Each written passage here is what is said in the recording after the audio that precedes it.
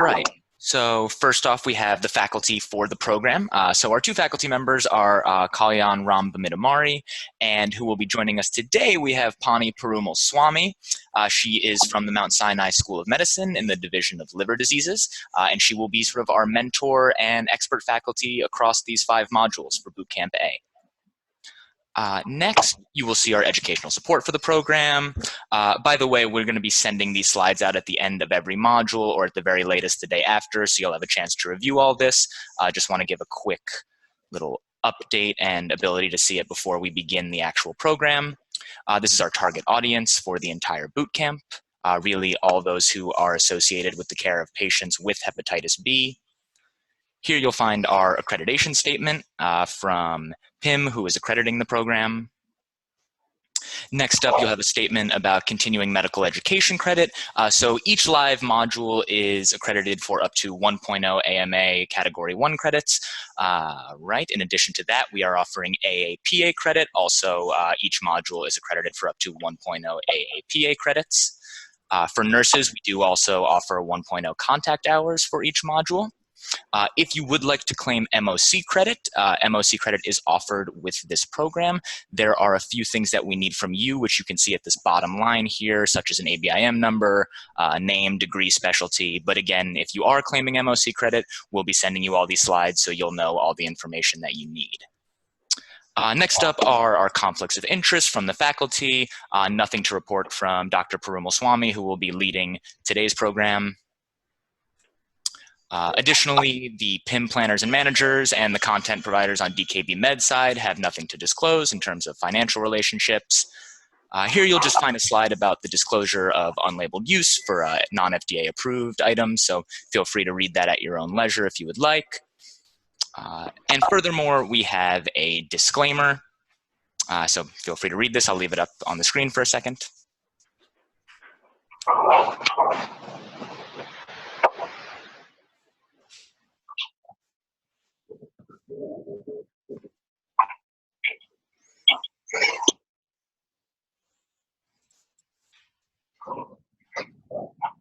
All right, and then I think we just had a few people join, so I'm going to stop sharing my screen for one moment and just welcome them to the program.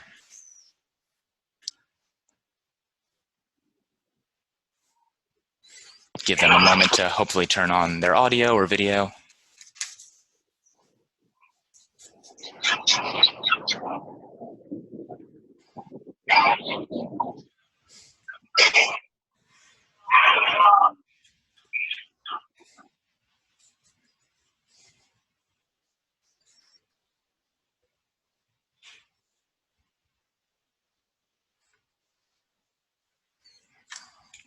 All right, and Stan, whenever you would like, I'm happy to start the video, but I figure we can give a minute or two welcome or kick it off. All right, so before I talk a brief bit about Project ECHO, I'm just going to display a quick video from ECHO itself, sort of give you a little bit of an idea what they're about and what it is that we're really doing here.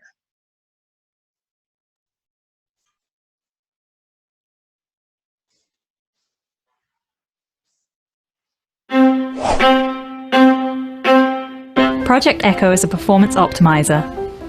Think of it as a high-speed internet connection for the healthcare system. It spreads new medical knowledge throughout the healthcare system, from university medical centers and other specialty care sites to the front lines of community care. Rather than information flowing in one direction, community providers learn from specialists. They learn from each other, and specialists learn from community providers as new best practices emerge.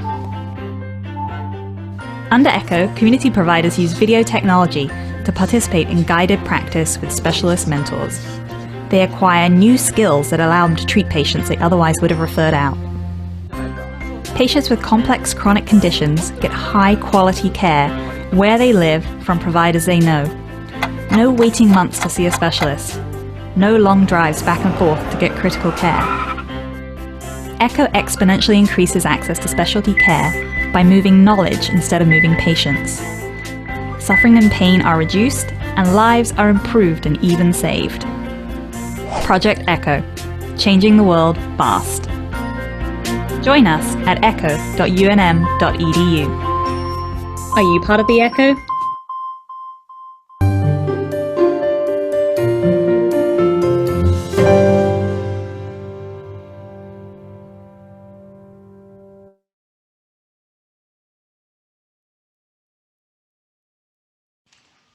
All right, that should provide a rough background of Project ECHO, just to give a little bit more of an idea. What ECHO is really all about is sort of shared learning. So ECHO works on what we call a hub and spoke model, the idea being that someone like Dr. Perumalswami would be the hub of knowledge and information that will then get distributed to the spokes, all of the learners. However, it's really a bi-directional pathway. We're hoping to learn just as much as we are to teach, and we really focus on, asking questions if there's something that you either don't understand, if there's something that you may even have an issue with or think differently about. It's all sort of about the Q&A, the back and forth, using the fact that we have an expert faculty here to really gauge all your questions. So please don't be afraid to ask questions, to start a conversation, things like that. We want you to feel as comfortable as possible, even if it means challenging an idea that you may have heard elsewhere. And please, a big part of ECHO is also sharing your end of the experience. So one element of ECHO is it's very focused around case studies in particular and case presentations. These can either be real cases that you've encountered before in the workplace, in clinic, or hypothetical cases rather. One thing I do want to point out, and this is sort of a good segue for that, is when you are using patient cases, in particular those that are revolved around real patients or real situations that you've seen in clinic or in the hospital, there are a few sort of privacy barriers that we really would like to point out. So I'm going to go ahead and share my screen again and just briefly go over a few of those. So here you'll see our privacy statement. So kind of on a blanket level, please only display or say information that doesn't identify a patient or that cannot be linked to a patient. And you may be wondering what are some common examples of that. So here you'll see sort of the biggest slip up opportunities. So names, please never use a first, middle, last name, any initials. Location, don't identify country, city, town. Dates, you're able to say age unless it's above the age of 89, because that sort of puts them in a very small pool in which they might be able to be identified. However, please do not use birth dates, just use their age if they are under age 89. Lastly, please don't identify employment, where they work, what their occupation is, and don't identify family members as well or any other close contacts who could be linked to the patient. This way, we're really just protecting patient privacy while also still being able to open up a very helpful conversation about the case itself. All right, and lastly, before we actually get started with the lecture and presentation itself, those of you who are here via video and audio, just want to give you a chance to introduce yourself. So Mustafa, if you wouldn't mind just saying hi, telling us where you're joining from. Okay, my name is Mustafa Musa. I'm joining from Nigeria. Fantastic, thank you, Mustafa. And Afasulahi, I hope I didn't butcher your name, but please, if you could introduce yourself. Okay. My name is Afisula. I'm joining from Nigeria too. Fantastic. And lastly, Janice, who's joining via audio. Can you hear us, Janice? Hello? Oh, we can hear you. Oh, great. Hi, this is Janice. I'm from the Charles E. Wayne Criminal Health Center in New York City. Great. And Janice, what is your training or practicing background? Are you a physician, a nurse? So I am not a primary care provider. I'm actually a program manager working in public health field. I joined to just kind of understand tele-echo because I was part of the HRSA one, and I was wondering how similar equivalent this was to this one. Absolutely. Well, we're hoping there's a little bit of something for everyone. Mustafa, if you wouldn't mind telling us sort of what your training or practice background is. Yeah, I'm a medical doctor. I work in Gombe State Specialist Hospital. Fantastic. And lastly, Afasulahi, what is your practice background? Okay, I'm a senior registrar in family medicine. I work in a teaching hospital in Bauchi, Federal Teaching Hospital in Bauchi, Northeast Nigeria. Fantastic. Oh, and it looks like we have one person joining us. Can you hear us?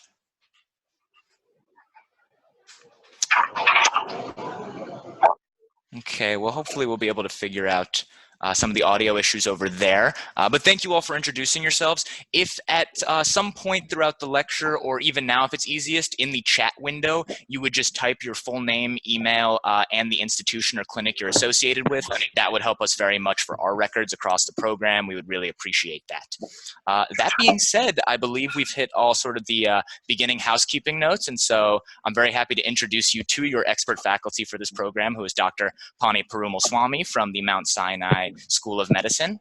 She's going to be leading you through these 5 modules all about hepatitis B, and she really is your mentor for these next several weeks. So any questions, anything you'd like to engage in, please direct them to her, and I promise she's very nice and approachable. So we're very happy to have her here, and Ponni, whenever you're ready, you can start sharing your screen and take it away.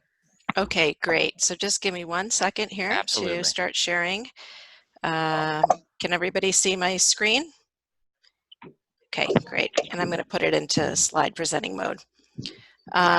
So really what we're trying to accomplish here today is really building a knowledge network and going through what we would consider a telementoring journey of sorts around hepatitis B. And so what we've put together is a 5-part series, web-based series where we can telementor together. This is really meant to be, you know, we start out with a didactic, but really be a case-based discussion. So we're really hoping that we have active participation from all of you to really submit cases, and we'll talk a little bit at the end about, you know, how to do that. And there should be some forms that already either have been shared with you, or we'll make sure that they're shared with you about how to submit cases, because I think one of the hallmarks of how we all train as healthcare providers is really case-based, right? We discuss a case, a patient, again, without using any identifiers here to really protect patient privacy, but really go through these cases as a part of learning.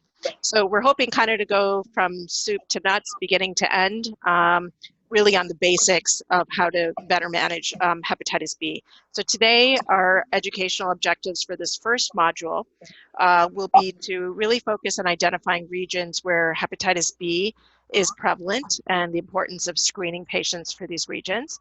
And number 2, describe culture-specific patient barriers in your current patient population. And Janice, I think you might have a really interesting perspective, so we'd, you know, definitely like to hear from you as well, how this compares to some of the prior experience that you've had potentially through the HRSA grant that sounds like you guys completed previously. Mm-hmm. All right, so we're going to start really by just kind of giving a lay of the land and talking a little bit about epidemiology. I'm very impressed to see folks joining in from very far away as well as nearby. So we'll talk a little bit about local and global epidemiology as it relates to hepatitis B infection. So we estimate, you know, 2 billion people worldwide have been infected, and that around the latest estimates by World Health Organization and by CDC estimate that about 257 million persons have chronic infection with hepatitis B. Here in the United States, we estimate close to around 850,000 are chronically infected. But the CDC and others, you know, admit that although the actual numbers, that this 850,000 really might be an underestimation, and that the true burden of chronic infection may be closer to 2.2 million persons living in the United States. And we'll talk a little bit about why that is. We know that hepatitis B globally is a leading cause for what we call advanced liver disease, or a lot of scarring of the liver, the medical term here, cirrhosis, and hepatocellular carcinoma, or primary liver cancer, which we're going to abbreviate through the remainder of the talk as HCC. And in fact, Hep B infection accounts for 30 to 50% of liver cancers associated with Hep B, and most of these occur in the absence of cirrhosis. Hepatitis B is second only to tobacco in causing the most cancer deaths. Sorry, I'm just trying to get my mouse here. And Hep B is 50 to 100 times more infectious when you compare it to other infectious diseases like HIV. So let me just try here, advance my slide. So again, this is kind of gives you the global estimation of persons who are chronically infected with hepatitis B. That's around 257 million. And then we break down the contribution geographically by kind of regions of the world. So we know that the highest certainly concentration of infection that we see when you talk about surface antigen, hepatitis B surface antigen prevalence, and we're going to talk about the serological test for screening in a bit, is highest in regions of Southeast Asia, East Asia, the Western Pacific, and Sub-Saharan Africa, which includes West Africa. Ponni, quick thing, and I apologize for the interruption. For all of our learners, there are actually a few quick polling questions that we want to gauge prior to continuing the lecture. Right. Apologies for that. I meant to actually launch those right before you began, so please excuse the interruption. For all our learners, I'm going to launch quickly a few polls. They should appear on your screen, and you have the ability to answer them right then and there. I'll capture the answers on my end, and it will just take about a minute or so. So you should be seeing the first poll launch right about now. I'll also read the question out loud, which is, how confident are you in identifying patients who are at high risk for HBV?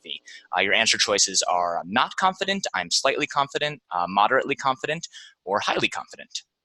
And we'll give about another 5 to 10 seconds so all can respond to this one. All right, great. So if everybody's locked in those answer choices, I'm going to end polling on that. Fantastic. The second question, which is also a confidence question, is how confident are you in overcoming patient barriers to screening? And however honestly you feel confident are at this point, we're partly looking to gauge how this may change or improve over time. So however confident you feel now in overcoming patient barriers to screening. All right, thank you. Just 2 more questions here. So for this next question, you're going to select the amount with which you agree with the following statement. The statement being, I am able to identify patients who are at high risk of hepatitis B. So you're agreeing whether you never, rarely, sometimes, often, or always are able to identify such patients.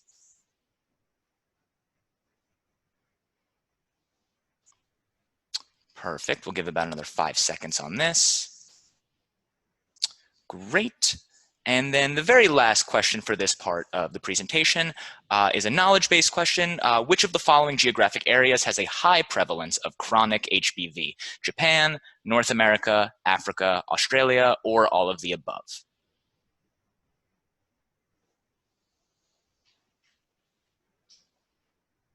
And we'll give about 5 more seconds on this one. All right. Thank you all very much for your responses. Ponni, apologies for the interruption, and feel free to continue. No problem. Thanks for reminding us. I think we're still working through some of our flow for this. So yeah, we'll always start with some of these confidence and pre-test questions. So and then we'll kind of repeat them at the end. So as I was saying, globally, you can kind of see the geographic kind of regional contribution to chronic Hep B infection in various parts of the world. As of 2015, again, we estimate globally 3.5% of the entire world's population is shouldering a burden of chronic infection. Nearly 2/3 or above 2/3 of infection with chronic Hep B, we believe, is in Sub-Saharan Africa as well as the Western Pacific, which includes East Asia. And then 2.7 million of those persons who have chronic Hep B infection are also co-infected with HIV, and most infected persons were unfortunately born before the availability of Hep B vaccine was widely used. And there's certainly been a lot of work to scale up distribution of vaccines and availability of vaccines geographically.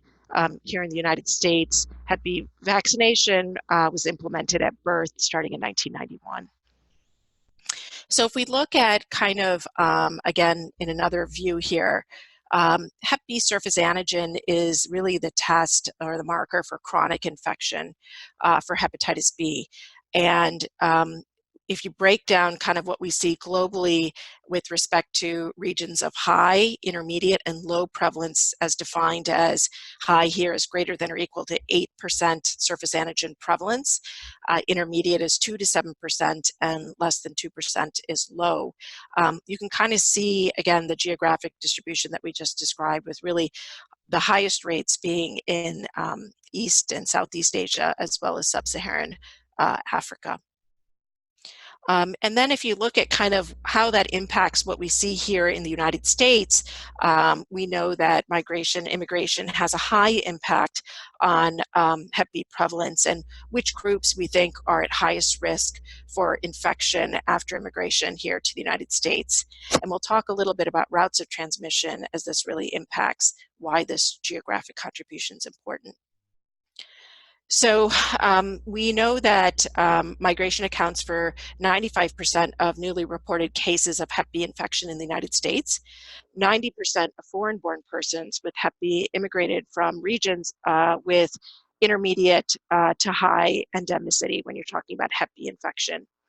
The top countries of origin of foreign-born persons with Hep B infection in the United States, and this is based on data from 2009, include persons who originate from China, Vietnam, Philippines, the Dominican Republic, and Mexico. When you look at hepatitis B prevalence rates in the United States among foreign-born persons, and you break this down by region, and this is based on data from 2012, Africa, we have 10.3% prevalence rate. Asia, kind of more grouped as a whole, 7.3%. Oceania, close to 5%, but 4.8%. The Caribbean populations, 4.5%, and all others, 3.45%. So if you look at over time, what's happened over the last 50 to 60 years, and you look at U.S. immigrant populations by country of birth, going back to 1960 all the way through 2017, and you're looking again at the country of birth, you can see kind of what's happened to immigration patterns over time or trends. So we've certainly seen a steady continued rise in persons immigrating from China. You've also seen kind of an accelerated contribution from persons from India, and then folks from the Philippines, Vietnam, Guatemala, and then other countries as well, contributing here greatly to kind of what we've seen in terms of trends in immigration over time in the United States. And so what the World Health Organization has done most recently is really establish global, and here in the United States, similarly, we've also set local goals for hepatitis B elimination, which we recognize as a great public health threat. And the goal would be to try to eliminate hepatitis B by 2030. But in order to do that, this is again defined as 90% reduction in new hepatitis B infections and a 65% reduction in deaths attributable to hepatitis B. In order to accomplish these goals for elimination of Hep B by 2030, what you kind of see here is that while as of 2015, we've had certainly widespread coverage of vaccine and blood safety, we've had really really not much movement in terms of improvement of the first stage, which is diagnosis or screening for Hep B, and then subsequent treatment. So unless we make better headway with respect to diagnosis and treatment, it's going to be very difficult for us to achieve these elimination goals, which again, by 2030, we would have to have this much of an improvement in diagnosis, treatment, and then vaccine coverage and blood safety as well. So let's talk a little bit about, now we've talked about epidemiology, let's talk a little bit about how hepatitis B is most commonly transmitted. So in the endemic countries where they have very high rates of surface antigen prevalence, again, what we call mother-to-child transmission, really at the time of birth for most cases, is the major mode of transmission in countries that have very high rates of chronic infection. And this is very common among Asians. We think in Africans, it may be a combination of mother to child, but also really early childhood transmission.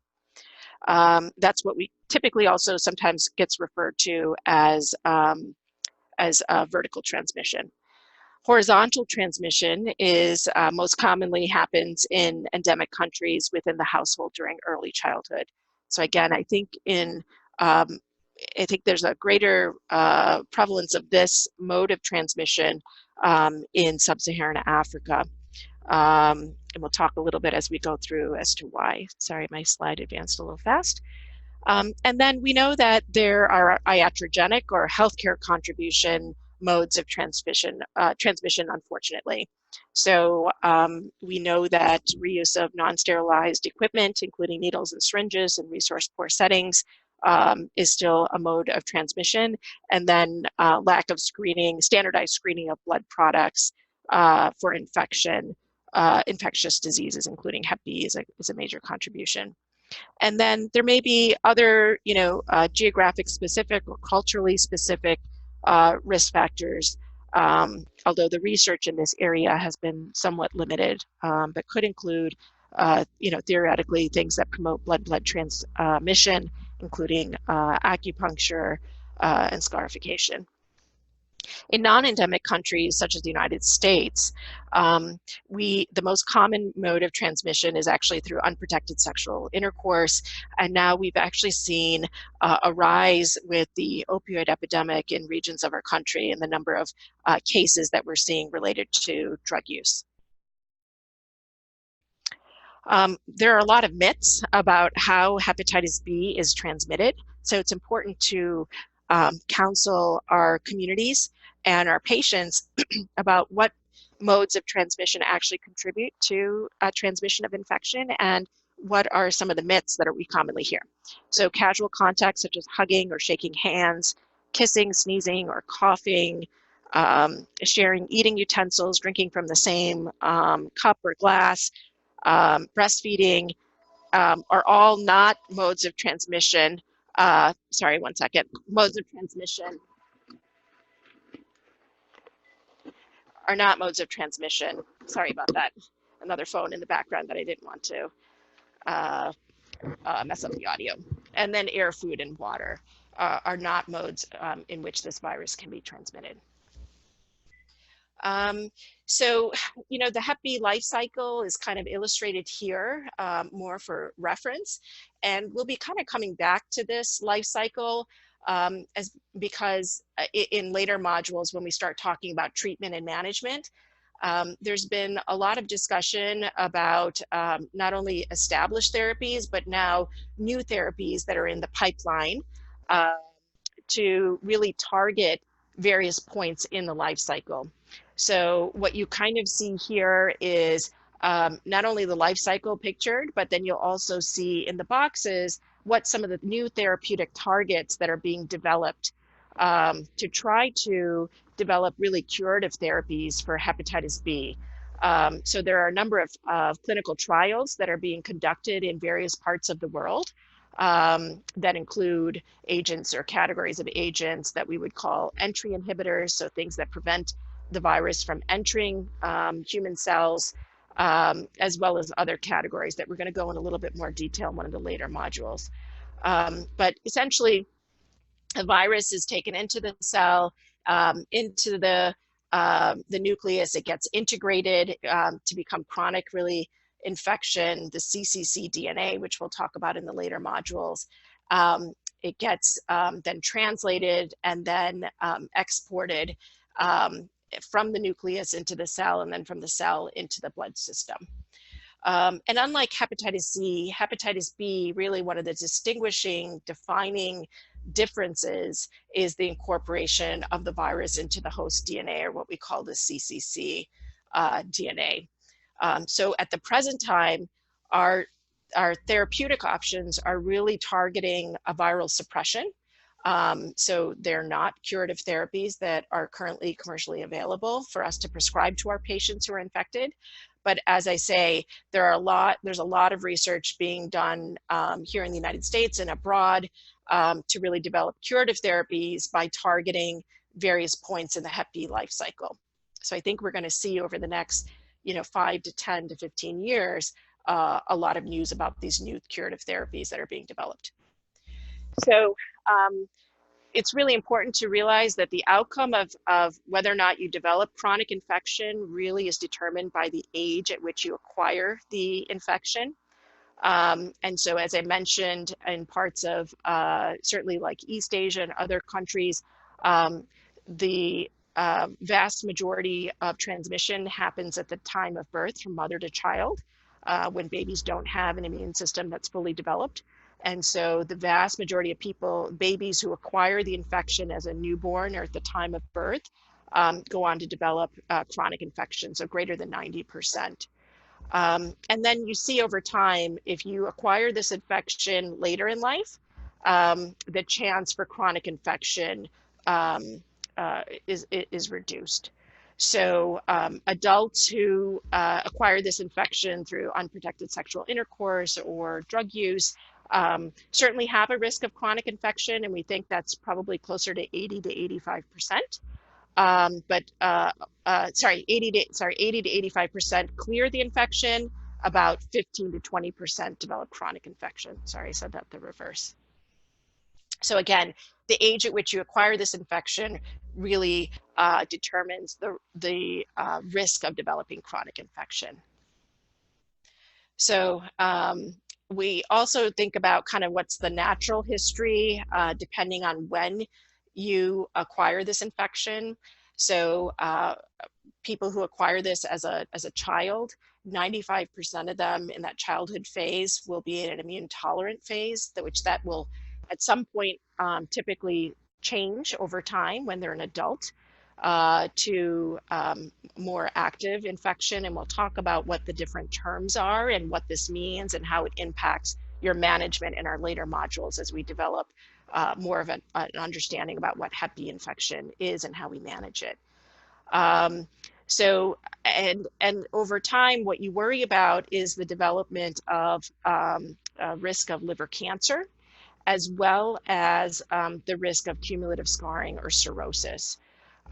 Less than 15 to 30% of liver cancers, that's what HCC stands for, are associated with patients infected with Hep B in the absence of cirrhosis or advanced fibrosis. And this is very different than other risk factors for liver cancer in terms of liver disease etiology. All right, so let's talk a little bit about who should be screened. And certainly this is based on recommendations from U.S. Preventative Services Task Force and others. So it's really based kind of in terms of what we do as a practice here in the United States. So persons born in high and intermediate endemic areas. So anything that's, any person who originates and is born in a country that has greater than or equal to 2% Hep B surface antigen prevalence. US born children of immigrants from high endemic areas. So if your parents were born in a country where surface antigen of hepatitis B is greater than or equal to 8%. Any household and or sexual contacts of Hep B carriers should all be tested for Hep B. And persons who have injected drugs, persons who with multiple sexual partners or a history of sexual transmitted infections. That's what STI stands for here. Men who have sex with men, inmates of correctional facilities are at increased risk. Individuals with chronically elevated ALT and AST should, as part of the workup, be screened for hepatitis B. And individuals infected with HIV or hepatitis C infection should also be screened.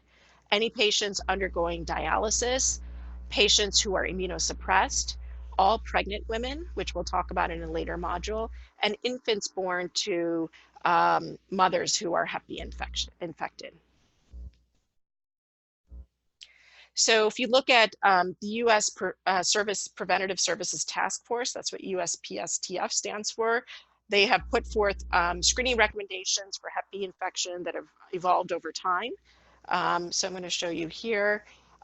So again, people born in regions where prevalence of Hep B infection is greater than or equal to 2%. So anybody not born in an area where we have anybody born in a blue or red area, And then US-born persons not vaccinated as infants whose parents were born in regions that are highlighted here in red. So they have a high prevalence where the surface antigen in their region is greater than or equal to 8%.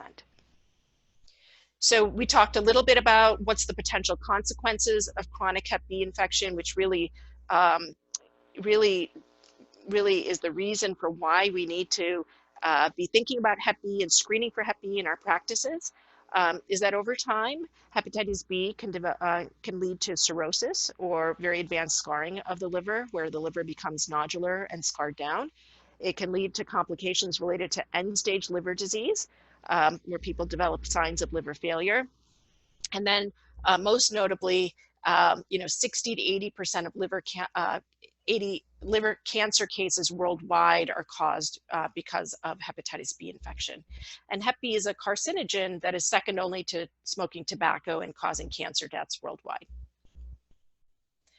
So when you think about the disease progression, acute infection, again, can happen in terms of a various number of ways and at different ages, but people develop what we call acute infection.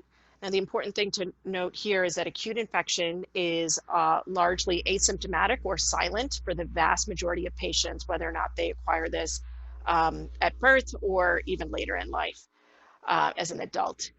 And depending on the age at which you acquire the acute infection, that denotes your risk for chronic infection, as we mentioned a few slides ago.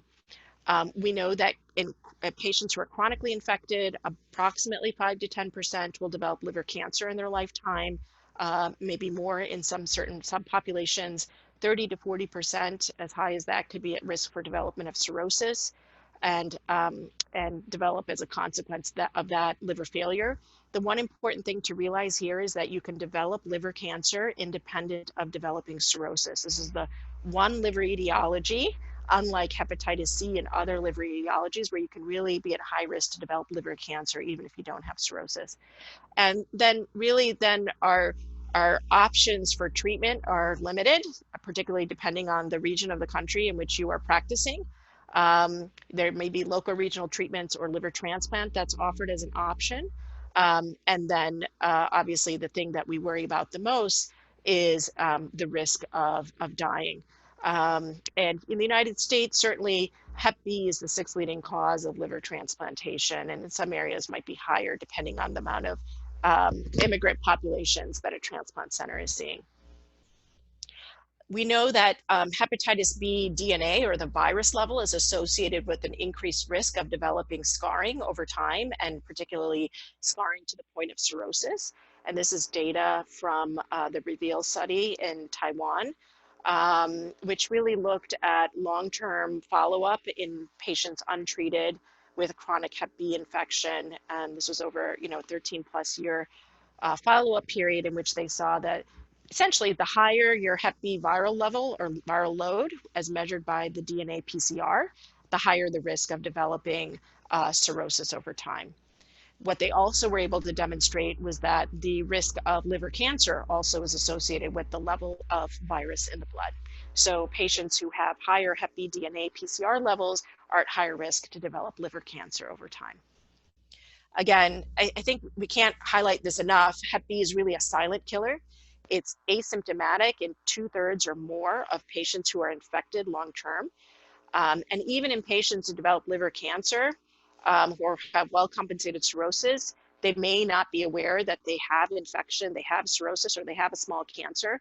So it's really important for us, when we have the opportunity to intersect with people who might be at risk, to offer screening or testing as a first step, and discussing this with our patient, which we'll talk a little bit about how to model that discussion.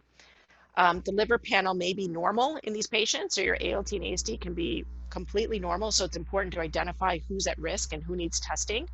And as many as 2 out of 3 chronically infected persons, again, are unaware of their infectious status. So we're going to talk a little bit now about understanding culture-specific barriers. So we know that there are a lot of patient barriers when it comes to testing for hepatitis B. So there's a widespread lack of understanding from a patient standpoint of who's at risk and why is it important to be tested and what is that related to. There are a lot of cultural beliefs, particularly shame in our patients. A lot of people attribute this to, sexual behaviors when in fact that's not the most common mode of transmission worldwide. And so it's really important to be aware that there could be cultural belief related and shame related issues with respect to testing and knowing their status. Privacy is another big concern. Again, most of this infection is shouldered in the foreign-born population, and there's a lot of myths about who the test results are disclosed to and what are the consequences of disclosing those results.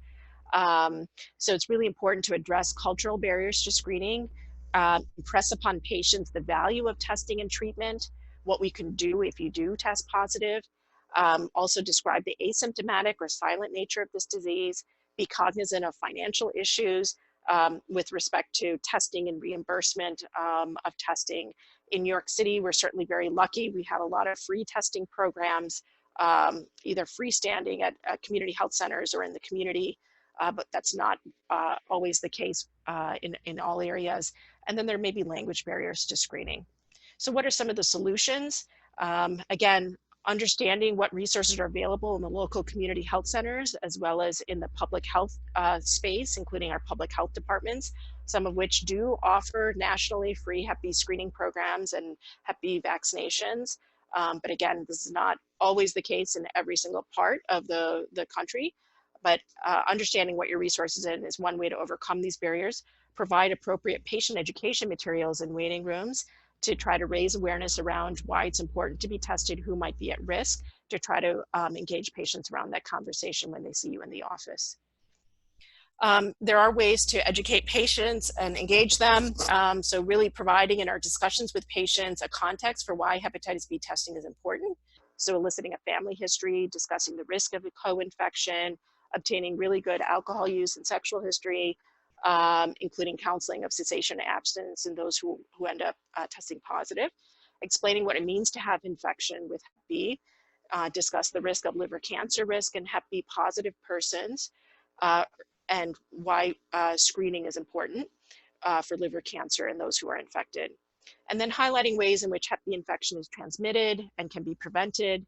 We have a highly effective hepatitis B vaccine, and highlight that there are effective Hep B treatments to prevent long-term outcomes so that we're not just leaving people with the knowledge that they're infected or not, but that we can do something about it.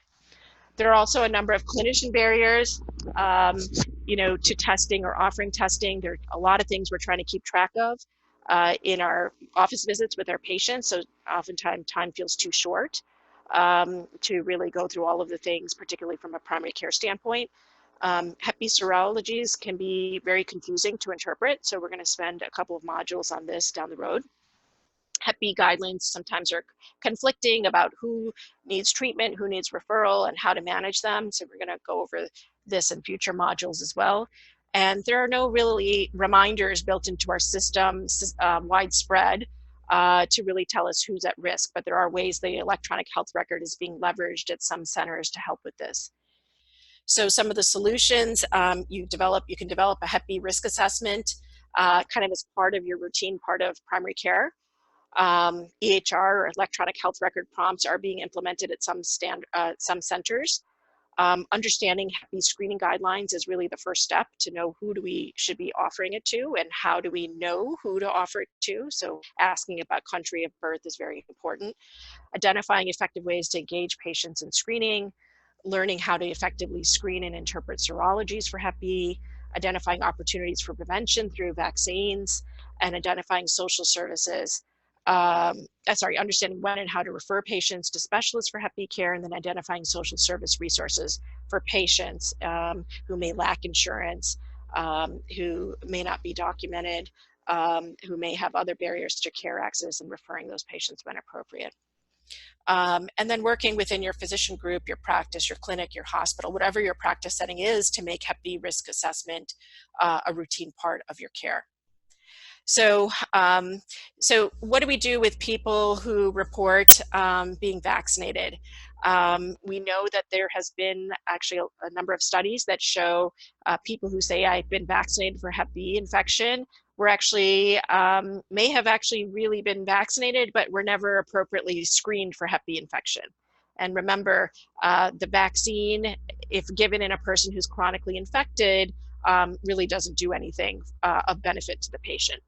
So it's really important that Hep B surface antigen testing, which is the screening test we recommend, is really recommended regardless of vaccination history in the following populations. So people who originate from geographic regions where the prevalence of infection is greater than or equal to 2%, parents who, of persons who are not vaccinated as infants who are born in regions where the Hep B prevalence is greater than or equal to 8%, and then persons who receive hepatitis B vaccination as adolescents or adults after the initiation of risk behaviors.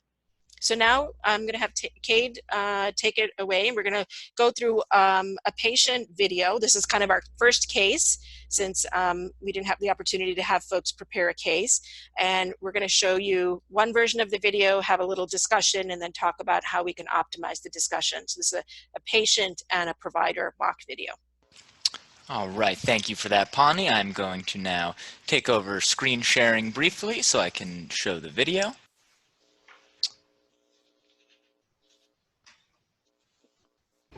YU-WEN Lee And let me just make sure we have all the proper audio settings here, and here we go. is a 28-year-old woman who presents for a family planning visit. YU-WEN was born in the United States to parents who immigrated to the U.S. from Taiwan 30 years ago. She has no significant medical history. Hello, Miss Lee. I understand you're interested in becoming pregnant. Yes, my husband and I have been talking about it for a while, and we think it's time. My parents will be so excited. Have you told them yet? Not yet, no. I wanted to talk to you first. I wanted to know what to expect before we started telling people. Okay, well, this is a good place to start. There are a few tests we can consider, and we'll talk about your lifestyle, habits, and your health history. Okay. I see in your records that you received most of the recommended vaccines, and you were born in the U.S.? Yes, my parents are from Taiwan, but they came to the U.S. before I was born. Any family history of illness? I don't think so. My dad takes medication for cholesterol, but he and mom are fine. And I'm my only child. I did have an aunt who died a couple years ago in Taiwan. They said it was liver cancer, but I didn't know her very well. Okay, let me ask, have you ever heard of hepatitis B? I've heard of hepatitis. Well, hepatitis B is a virus. It can cause liver disease and liver cancer if it's not treated. The reason I ask is that hepatitis B is common in certain regions of the world. Taiwan is one of those areas. Do you think that's what my aunt had? Well, it's possible, but I couldn't say for sure. We should definitely screen you for hepatitis B since your parents were born in Taiwan. National guidelines recommend a one-time screening of people born in countries with a high amount of hepatitis B, and that extends to children born in the U.S. to parents from those countries. Oh, really? How is it transmitted? Can it harm my baby? It can be transmitted through body fluids like blood or semen. For example, it can be transmitted through sexual contacts or injection drug use. And it can also be transmitted from mother to child during pregnancy or birth. No, my mom and dad met in high school. There's no way they got a sexually transmitted disease. And I married my first serious boyfriend. No one in my family has ever used drugs. This can't apply to us. Okay, let's just go ahead with the rest of the exam for now. Okay.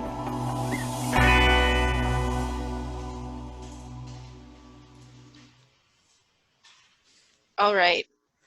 Can folks hear me? Yep. Okay, great. So that was, again, it's a mock kind of patient provider, how to have a discussion around offering Hep B screening. Wanted to use this as a point of discussion and open it up to our participants to kind of talk a little bit about what worked there, what didn't work, what other information you might want to elicit from the patient as the provider. Folks want to come off mute and provide their input, that'd be great. Raise your hand if you'd like.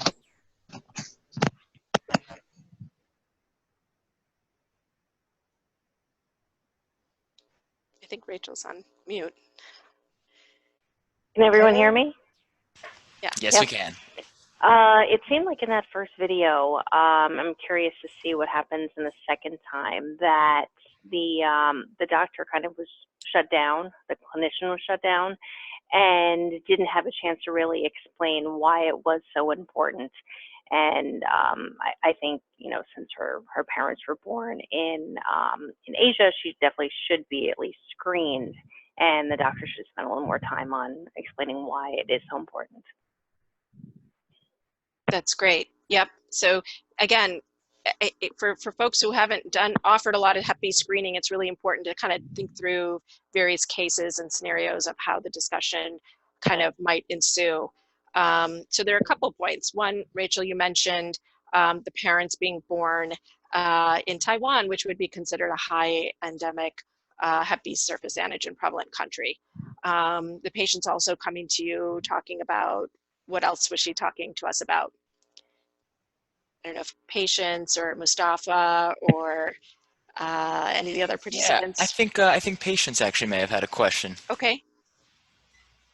Okay. Hello. Hi, we can hear you. We can hear you. Okay. I think she communicated very well. In our environment, I'm speaking from Nigeria, it's quite easy to convince patients to have their hepatitis screening done. Sometimes we don't even go the whole length of explaining those details to them because of the endemicity here. So most of the time, if we have patients, in short, we hardly ever have patients coming willingly to come and have screenings done. So most of the times, we pick them at any opportunity we have contact with them in the hospital or in the communities. That's where we contact them, and we really don't have time to explain and interact with patients voluntarily coming for screenings like that. So I think the client, and both the client and the caregiver, did very well. So that's great. That's really helpful, actually. So in different practice settings, right, especially, and this can vary geographically worldwide, depending, there can be different levels of awareness, number one, about hepatitis B infection, especially in high endemic areas. There might be a lot more kind of community-based or patient-based awareness or knowledge around hepatitis B. And so offering the test and, you know, overcoming any potential barriers may not be the same as what it is here in some of the practice settings we see in the United States. Other folks have any other comments? So I know, you know, certainly even from as a liver provider, I certainly see a lot of stigma associated with testing and offering the test. I think even more so, Janice, you work with providers in a primary care based setting. Is that correct? Yes, I do. Mm-hmm. Yeah. Are there certain barriers that you come across or your providers come across that you can share? I haven't really spoken to the providers, but one actually had an outreach event like last week, and I encountered a patient who I was like, oh, have you heard about hepatitis B? Like, would you like to know your status? And I was trying to convince her to get screening, and she was actually a patient from Africa, and she said to me, she's like, I actually don't want to know because not knowing will help me not think about it and not have to worry about it. So I think it's just this weird. And she was saying like, oh, and I feel fine, so it should be okay, right? And that was kind of the reaction I got. So a lot of the times I feel like not just her, but our other patients sometimes just don't want to talk about it or even acknowledge about it, because I think just not thinking about it helps them ease the anxiety and any sort of fear they do have with it. So that's some things I've noticed. So with this patient, we've spoken with her, and I've told her about the seriousness and why it's important, but also I let her know that you know, even if she does have it, and we found out she had it, there are treatments out there and other, you know, out there that can help with her disease and, you know, prevent from further liver damage, etc. So she was more willing to go for it. That's great. So one thing we saw in that video is at the end when the patient was saying that they didn't, kind of expressing they didn't want to get tested, and that this was associated with sexually transmitted diseases, and this can't be something that, you know, was a way that someone in her family may have been infected. Is a conversation got shut down fairly quickly.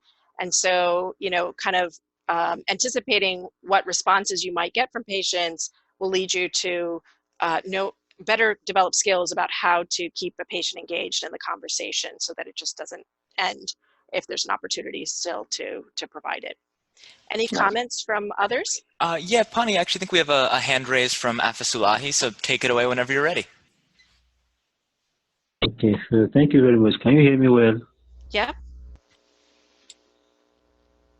Okay, so I would say that in our practice here, what I notice is that patients usually have very much resistance to testing, but the problem is that after they test positive, where do we go from there?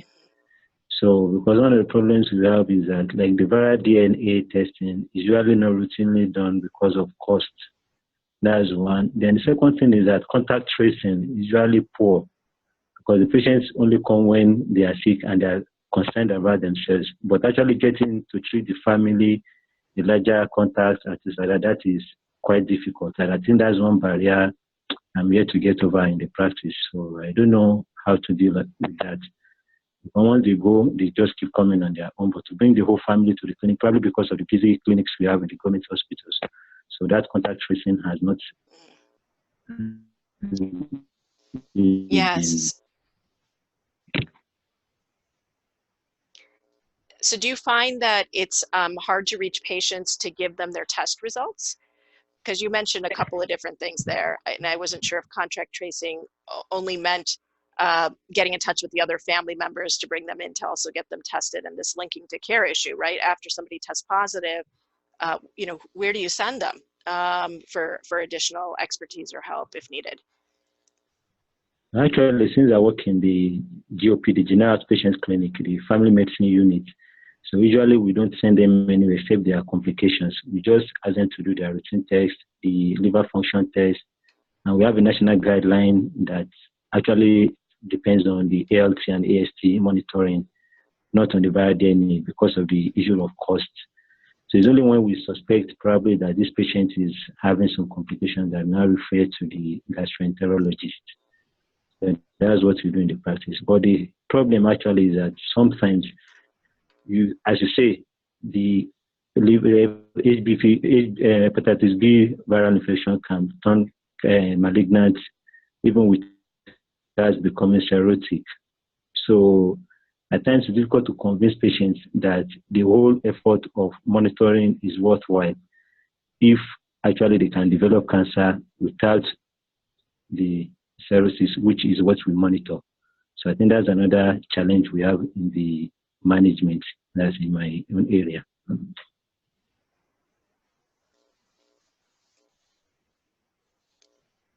Any other comments from our participants? Thanks for sharing that. Where again do you practice? I practice in Northeast Nigeria, Bauchi. Sorry, I think it. Bauchi, Northeastern Nigeria. Okay, got it. Okay, I practice in Bauchi, Northeastern Nigeria. Yeah. And do you find that different providers have different comfort level around testing and engaging patients, even within is your practice a solo practice, or do you have other providers you practice alongside?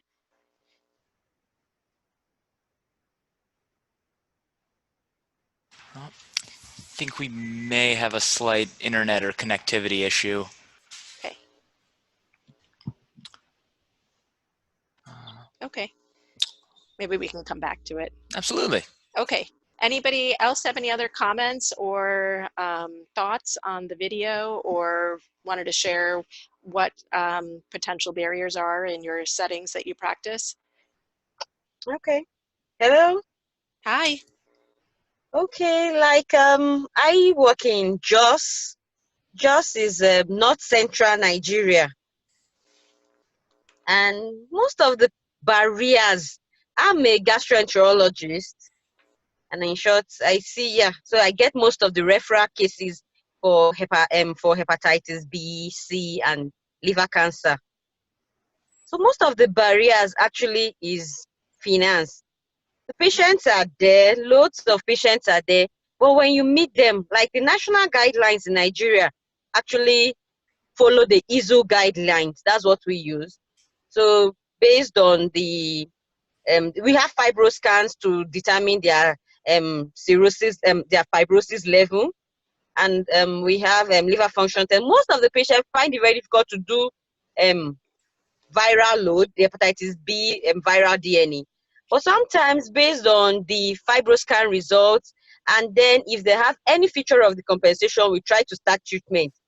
But most of the barriers to getting patients, having them screened, tested, and even put on the surveillance program, it's finances. That's the major barrier, because there's no insurance here, and so patients have to pay out of pocket. So that's the major barrier in Nigeria, most third world countries, and some areas around Africa. You know, we also similarly, I know we're kind of short on time, so you know, we'll watch the second version of the video shortly. We also see those same barriers translated here in the United States, and I'm sure to varying degrees in our patient populations. A lot of our foreign-born populations are not documented, cannot even under you know, all the Affordable Care Act and everything else obtain insurance, and so this remains a big challenge here too. So Cade, let's watch the second part of this video, and then we'll wrap up. Absolutely. Alrighty, just going to take over screen share one more time. And here we go. Let's just go ahead with the rest of the exam for now.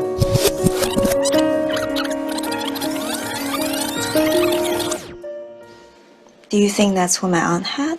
All I would say is that your aunt's history raises my level of concern. I recommend testing you for hepatitis B because your parents are from Taiwan and also because you're considering becoming pregnant. The Centers for Disease Control and Prevention recommend a one-time screening of people born in countries with a high amount of hepatitis B, like Taiwan, and that extends to children born in the US to parents from those countries, like yourself. It's especially important for you because one of the main ways hepatitis B is transmitted is from mother to child during pregnancy or birth. You mean I could have gotten it from my mom without knowing it, and I could pass it on to my baby? That's correct. Outside the US, mother-to-child transmission is the main route of transmission for hepatitis B. But none of us are sick. I mean, my aunt died. Shouldn't we be sick? People who have hepatitis B can seem fine for many years before they start to show symptoms. It's often silent. We want to treat anyone who's infected before they get sick, and also to prevent them from giving it to someone else. I get it. I guess that's okay. If the test comes back positive, which is unlikely, we can talk about how you can discuss this with your parents. Oh, sounds a little scary. Well, getting tested is the right thing to do, and it's a treatable disease. For now, we want to ensure that you have a safe pregnancy and a healthy baby. All right, thank you.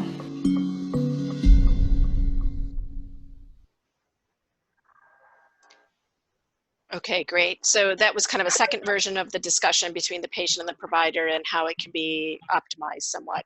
I think I want to be respectful of everybody's time since we're a little bit over.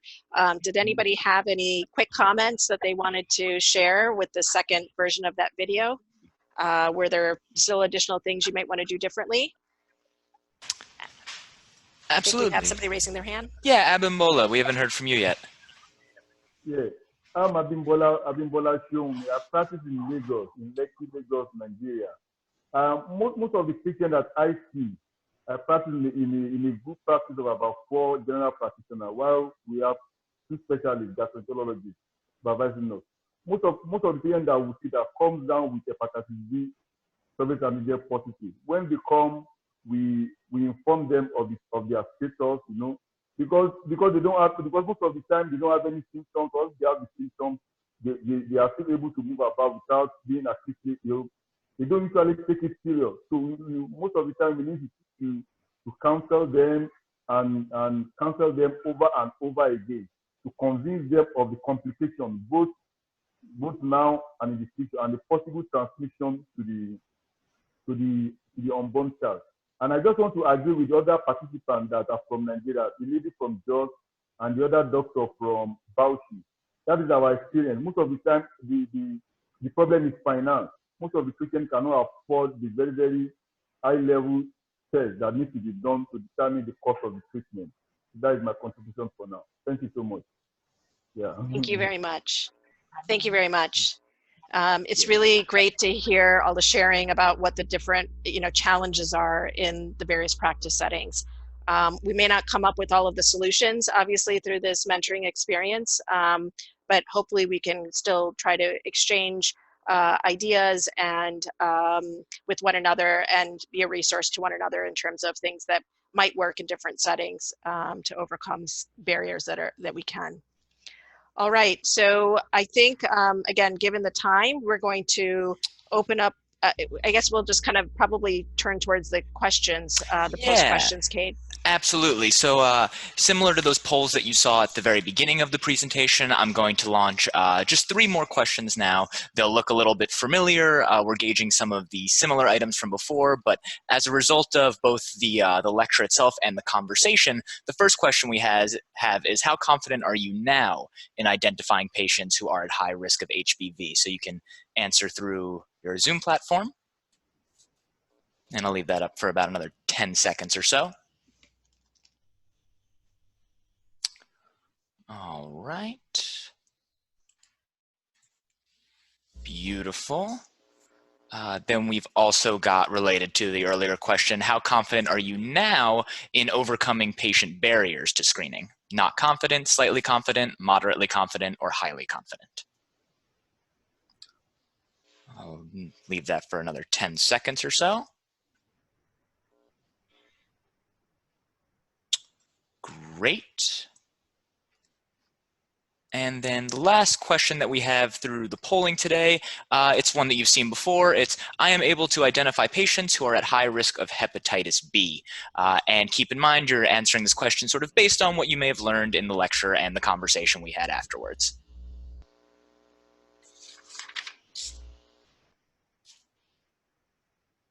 All right, I'll leave that up for about 5 more seconds.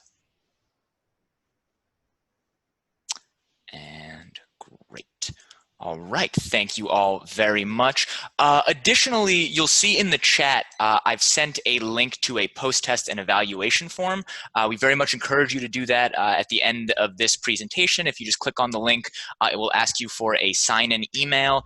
Please use the same email that you did when signing up for the entire program. If you don't, it's not going to lock you out. You may just have to put in a few more fields of information. So for simplicity's sake, if you could use the same email that you logged in with, that would make everything easier on both ends. Furthermore, you'll be receiving a follow-up email from us tomorrow that will have the slide deck that you viewed today, so you have a chance to look at all the slides in detail or however you might like. We will again be sending a link to the questions just in case you didn't have a chance to do it today. And we'll also be sending information about the next module, which will be meeting at the same time, 12 p.m. on Tuesday. That will be next week, July 23rd. I should also clarify 12 p.m. Eastern time, so the same exact time as today's lecture based on where you are in the world.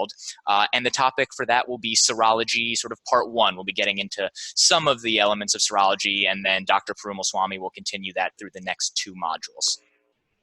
Yeah, so can folks hear me? It'd be great if everybody could, I'm going to try to share my screen really quickly here. Try to, these are the case forms. If we could have 1 or 2 volunteers to try to prepare a Hep B case related to serology testing that we could kind of talk through. These forms are pretty quick to fill out. They look a lot longer, but pages 2 and 4 are essentially blank. So we just need a couple of volunteers to submit cases. And you can get back to us via email too, okay? Please, you can send one of the case reports for me. I'll try to fill it in. Thank you. That would be wonderful. Great. Thank you, Patience. You're welcome. Okay. All righty. In that we'll case, send it out via email to see if maybe we can have 1 more volunteer. Okay? Yeah. Okay, great. Okay. Perfect. Yes, we'll make sure that all that information gets sent to everyone. We'd like to thank you all again for your time today. We really appreciate you attending ECHO HBV Bootcamp Module 1. And thank you to Dr. Perumalswami for everything that you've contributed to the program and for leading us through the lecture today. We very much look forward to speaking with everyone next Tuesday. Thank you. And everybody has my contact information, so feel free to, email me if you have any questions. And again, this will be a 5-part series, and I look forward to getting to know each and every one of you a little bit more after each session, okay? Thanks so much for having us. Bye. Thank you all very much. Have a great afternoon or evening. Evening. Bye. Okay.